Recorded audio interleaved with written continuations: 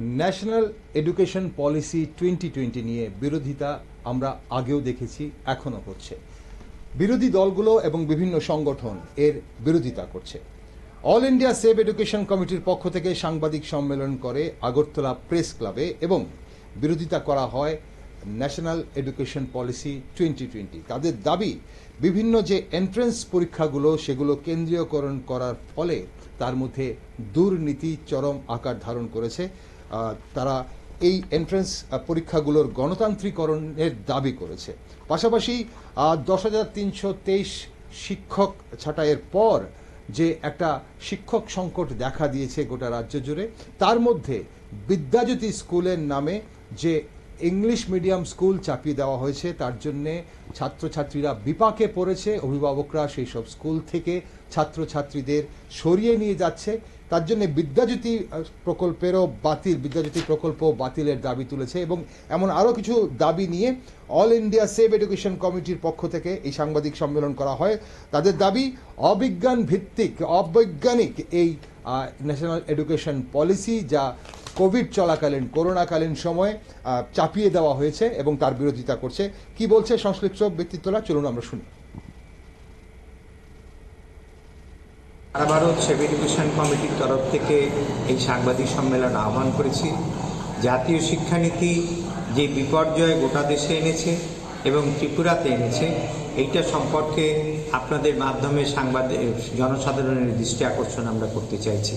আমরা দেখেছি এই জাতীয় শিক্ষানীতি গ্রহণ করা হয়েছে দেশের শিক্ষাবিদ মহল এবং শিক্ষক বুদ্ধিজীবী তাদের কোনো মতামত না নিয়ে, এবং যখন কোভিড-19 ছিল তখন সেটাকে কার্যকরী করা হয়েছে, পার্লামেন্টে সেটা পেশ করা হয়নি। এবং আমরা দেখছি যে এই শিক্ষানীতি সেটা এই বিদ্যাসাগর, রামমোহন, জ্যোতিবা ফুলে, রবীন্দ্রনাথ এদের যে স্বপ্ন ছিল যে শিক্ষা হবে গণতান্ত্রিক, ধর্মনিরপেক্ষ, বৈজ্ঞানিক এবং সার্বজনীন, কিন্তু আমরা দেখলাম যে যত দিন যাচ্ছে একের পর এক যত শিক্ষানীতি গ্রহণ করছে এবং যে সরকারই আসুক না কেন, তারা কিন্তু শিক্ষাকে সার্বজনীন করার সমস্ত যে স্বপ্ন সেটাকে তারা জলাঞ্জলি দিয়েছে। এবং এর জন্য যেটা সুপারিশ ছিল যে কেন্দ্রীয় বাজেটের 10% শিক্ষার জন্য বরাদ্দ করতে হবে, জিডিপি 6% বরাদ্দ করতে হবে। এবং আমরা দেখছি কোনো সরকার সেটা করেনি এবং এই সরকার নামিয়ে একেবারে তলানিতে ফেলে দিয়েছে, অর্থাৎ বর্তমান কেন্দ্রীয় সরকার।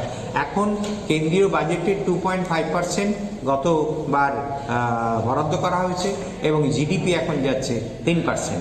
ফলে শিক্ষার ব্যয়বহুল হয়ে যাচ্ছে। মানুষ যারা একমাত্র পে করতে পারবে তারাই কেবলমাত্র শিক্ষার দরজায় পৌঁছতে পারবে, অন্যরা কেউ পারবে না।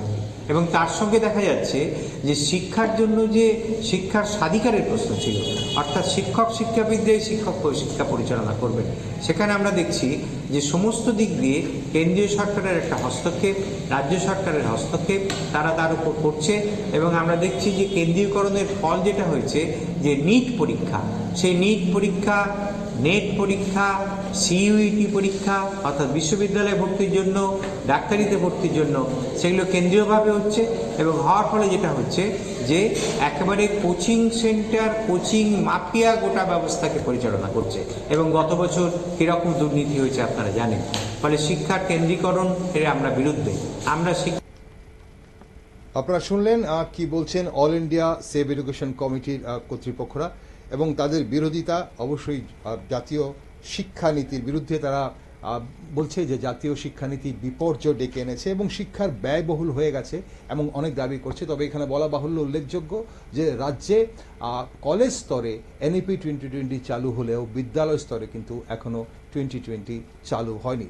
ন্যাশনাল এডুকেশন পলিসি 2020 এখনও চালু হয়নি। নিচ্ছি ছোট্ট একটি বিরতি, আপনার সঙ্গে থাকুন।